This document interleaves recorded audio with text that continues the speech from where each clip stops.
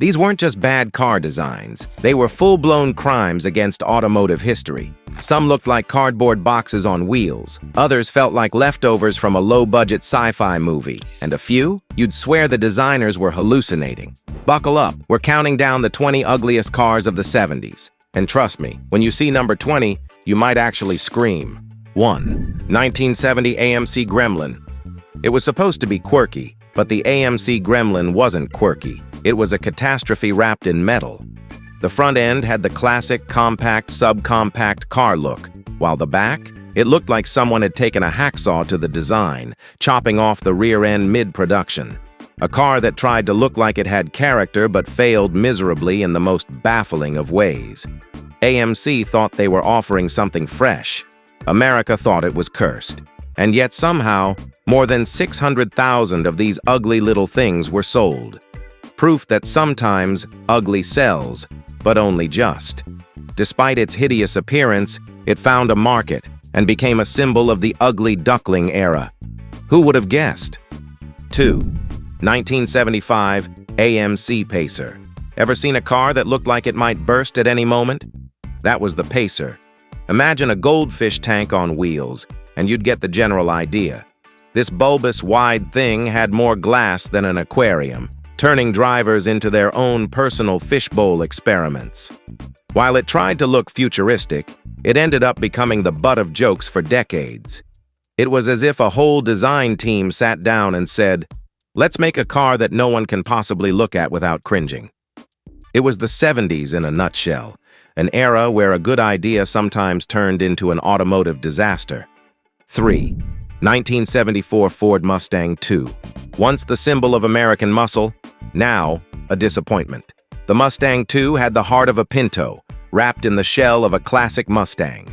Ford decided to downsize the legendary pony car, but in doing so, they removed its soul. No more roaring engines, no more long, lean body. What was left was a boxy, slow car that broke hearts across the country. A sad, underpowered shadow of what the Mustang once was. And the worst part? It was supposed to represent the future of American muscle, but instead, it represented its tragic decline. 4. 1971 Plymouth Cricket. The Plymouth Cricket was a miserable flop that tried to mimic the success of Japan's compact cars. But unlike its competitors, this was a car that seemed to lack personality, style, or substance. Boxy, flimsy, and with the durability of a wet paper towel, it was quickly forgotten. But for those unlucky enough to see one on the road, the Cricket was an automotive tragedy that they couldn't escape. The only thing it truly excelled at? Being entirely forgettable. 5. 1970 Marcos Mantis. What if a villain in a forgotten sci-fi movie got their hands on a sports car? That's what the Marcos Mantis looked like. A cheap B-movie villain's car that somehow made it onto the streets. With bug-eye headlights, warped proportions, and a design that screamed absolutely absurd, the Mantis was a spectacle in its own right. This car wasn't futuristic, it was just bizarre, as if the designers were trying to be edgy, but ended up in the land of automotive madness. You couldn't help but wonder if this was the result of a late-night, caffeine-fueled design session. 6. 1973-77 Chevrolet El Camino SS. The El Camino once roared with power, but by the mid-70s, it was a bloated mess. The SS trim of this classic muscle car pickup hybrid became a shadow of its former self. Once a bold fusion of strength and utility, the El Camino turned into a car that looked tired, old, and ready for retirement.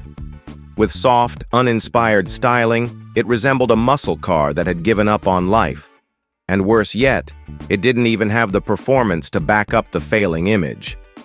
The 70s hit the El Camino hard, transforming it from a race-ready monster to a relic of a forgotten era.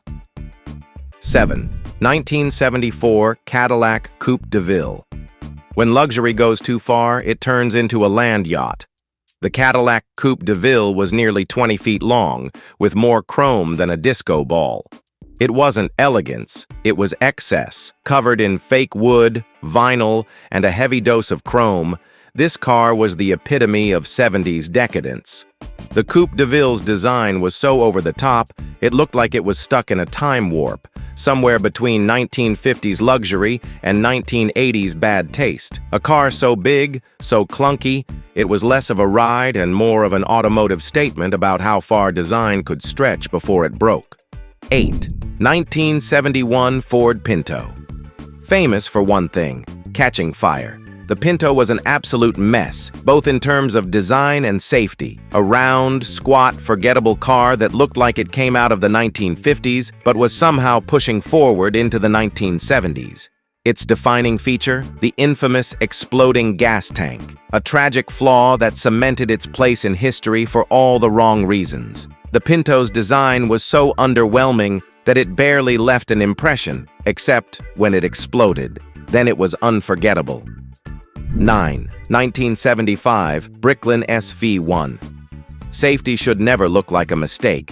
With its gull-wing doors and bright orange body, the Bricklin SV1 tried to combine sleek styling with safety. What it actually did was confuse everyone and fail miserably on both fronts. The car's awkward proportions and mismatched panels made it look like a prototype that shouldn't have left the drawing board. Built in Canada, it was, unfortunately, another one of those good idea, bad execution designs, and it left more questions than answers. 10. 1979 Subaru Brat. Seats in the pickup bed?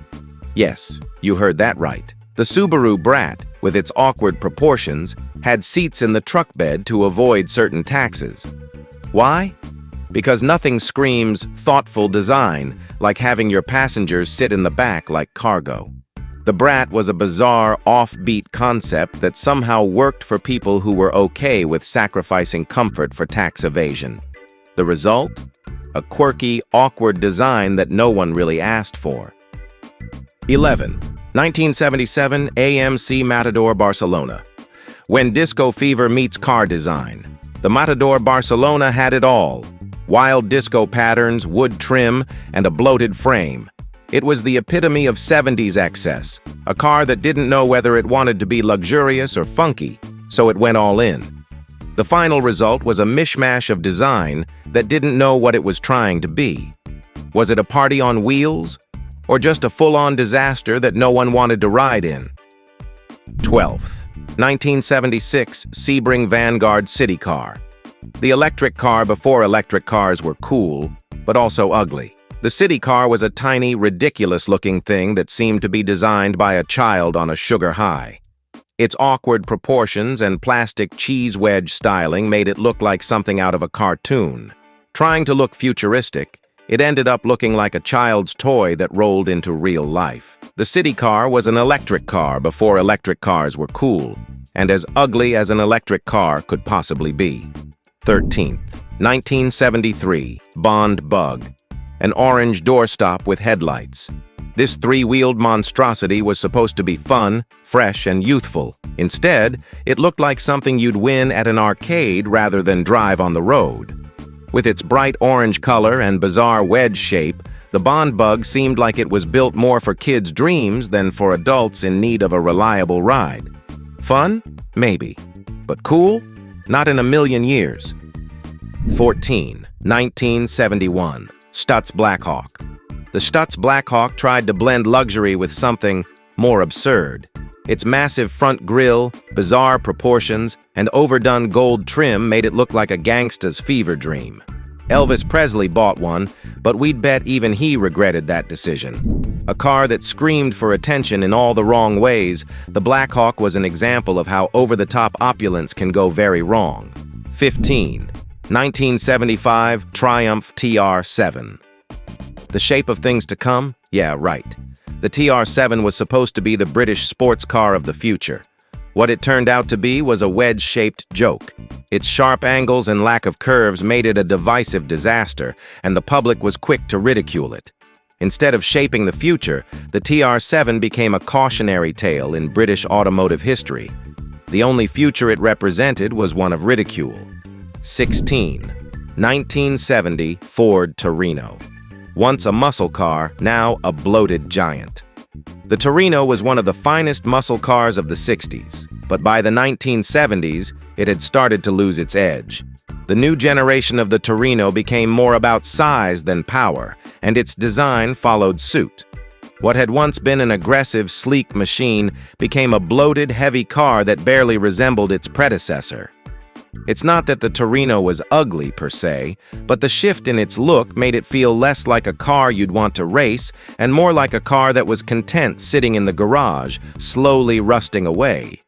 The design was overcompensating for a lack of performance, making it an unfortunate casualty of the 70s obsession with size over speed. 17. 1970 Chevrolet Vega. Beauty is in the eye of the beholder, but not in this case. The Vega was Chevrolet's attempt to create an affordable compact car, but it turned into a disaster that haunted the streets for years. With its boxy, awkward shape and cheap interior, the Vega looked like a half-hearted attempt at creating a car. It had a reputation for rusting faster than you could drive it off the lot, and its design never seemed to catch the eye of anyone who valued both style and reliability. The Vega was an unfortunate reminder of an era when mass production often meant cutting corners, and it showed in every poorly executed detail. 18. 1977 Lincoln Versailles. When luxury goes off the rails. The Lincoln Versailles was Lincoln's version of the Ford Granada, and it was just as uninspired. The car was supposed to be a luxury vehicle, but it ended up looking like a mistake at the design table. Its awkward, squarish body, cheap materials, and overdone chrome made it feel like it belonged in the 1960s, not the 1970s. It was an attempt to blend class with style, but it came out as a confused, bloated car that no one wanted to be seen in. The Versailles failed to bring anything new to the table, and in doing so, it became just another ugly misfire in the history of automotive design. 19. 1977 Dodge Monaco. The car that made you wonder why the 70s had to be so big. The Dodge Monaco was a classic example of 70s excess. Large, lumbering, and designed with all the elegance of a brick, the Monaco didn't even try to be sleek or aerodynamic. With a design that looked more like a bad joke than a legitimate car, the Monaco was too big, too bulky, and too ugly to be anything but a road hog. The fact that it somehow became the car of choice for police officers in various cities only adds to its mystique as one of the least stylish, most impractical cars ever made. It was a box on wheels that no one was ever going to mistake for a fine piece of machinery. 20. 1976 Renault Lar. Proof that small doesn't always mean cute. The Renault Lar tried to capitalize on the growing popularity of compact European cars in America, but it missed the mark entirely. While cars like the Mini Cooper made an impression for their spunky, fun personalities, the Lar came off as awkward and small in all the wrong ways. With a shape that seemed more afterthought than design, the Lar was, in many ways, the very opposite of everything we want in a car. It didn't have the charm of other small cars, and instead, it felt like it was trying too hard to be something it wasn't. As a result, the Lar became another casualty of bad design, fading into the history books as one of the ugliest cars of the 1970s. The 1970s were an era of bold experimentation in car design, and unfortunately, not all experiments worked out. From awkward proportions and misguided efforts at innovation to downright unfortunate design choices, these 20 cars serve as a reminder that sometimes when it comes to automotive design, bigger is not always better, and quirky does not always mean cool. But here's the thing, even the ugliest cars of the 1970s have their place in automotive history. Whether they were the result of overzealous marketing, failed engineering, or simple bad luck, they all have a legacy. And sometimes, that legacy is tied to how they make us laugh, shake our heads, or cringe with the knowledge that these monstrosities ever made it to production.